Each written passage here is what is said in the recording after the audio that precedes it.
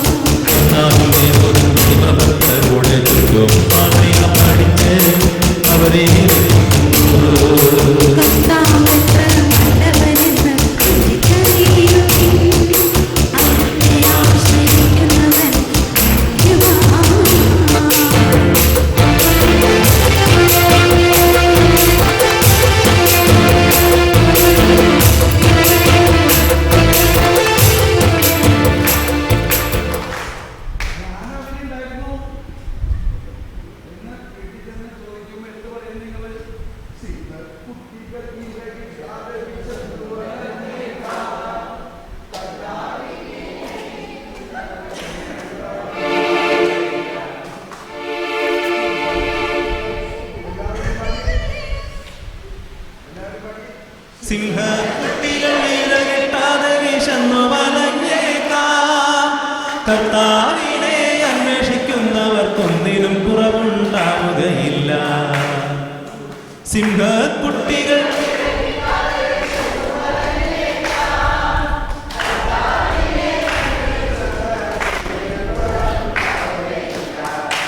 വീട്ടിൽ ചെല്ലുമ്പോൾ 8 ദിവസത്തേക്ക് ധ്യാനം എങ്ങനെ ഉണ്ടായിരുന്നു എന്ന് ചോദിച്ചാൽ നിങ്ങൾ വേറെ ഒന്നും പറയാനല്ല ചെയ്യേണ്ടത്. ആദ്യം ആടിപ്പാടി എന്ത് വേണം, എങ്ങനെ അവതരിപ്പിക്കും?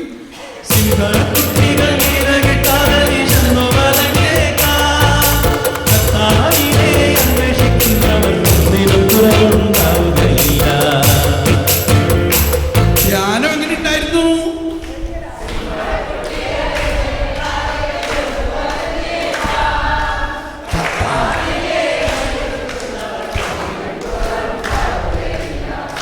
അപ്പൊ ഇനി വല്ലതും വേണോ ഇതിൽ കൂടുതൽ?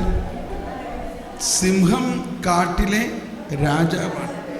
ആ രാജാവിൻ്റെ കുട്ടിക്ക് ഇര കിട്ടാതെ ഇരുന്നാലും നമ്മൾക്ക് ഒന്നിനും കുറവുണ്ടാകില്ല. ഇത് നിങ്ങൾ വിശ്വസിക്കുന്നുവോ? സിംഹ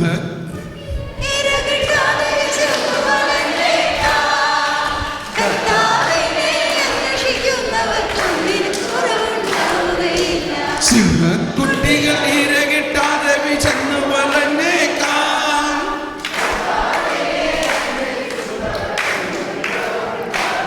ഇനി സംരക്ഷണ പ്രാർത്ഥന എടുക്കേണ്ട ആവശ്യമുണ്ടോ? കാരണം കർത്താവിൻ്റെ ദൂതൻ ദൈവഭക്തരുടെ ചുറ്റും പാളയമടിച്ച് അവരെ രക്ഷിക്കുന്നു. കർത്താവിൻ്റെ ദൂതൻ പാടി. കർത്താവിൻ്റെ ദൂതൻ ദൈവഭക്തരുടെ ചുറ്റും പാളയമടിച്ച് അവരെ രക്ഷിക്കുന്നു. കർത്താവ് എത്ര നല്ലവനെന്ന് രുചിച്ചറിയുവിൻ. അവിടുത്തെ ആശ്രയിക്കുന്നവൻ ഭാഗ്യവാൻ. അപ്പൊ നമ്മൾ ഈ സംരക്ഷണ പ്രാർത്ഥനയ്ക്ക് എടുക്കുന്നത് വിശ്വാസത്തിൻ്റെ വളർച്ചയിലേക്ക് വരുന്നതിന് മുമ്പുള്ള കാര്യമാണ്. പണ്ട് ഞാനുമൊക്കെ എടുത്തിരുന്നതാണ്.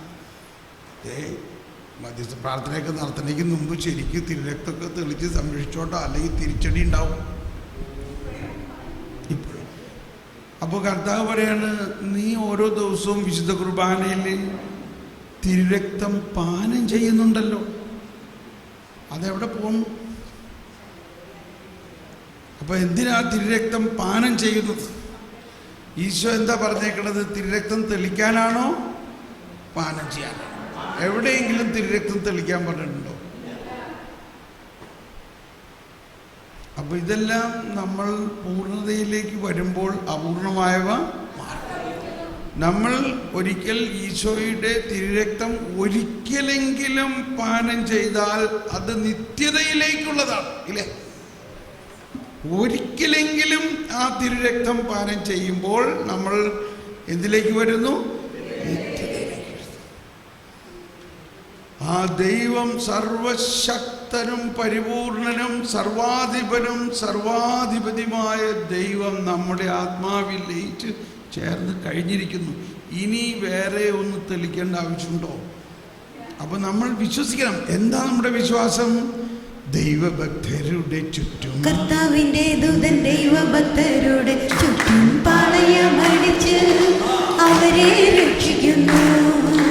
കർത്താവ് എത്ര നല്ലവനെന്ന് രുചിച്ചറിയുവിൻ.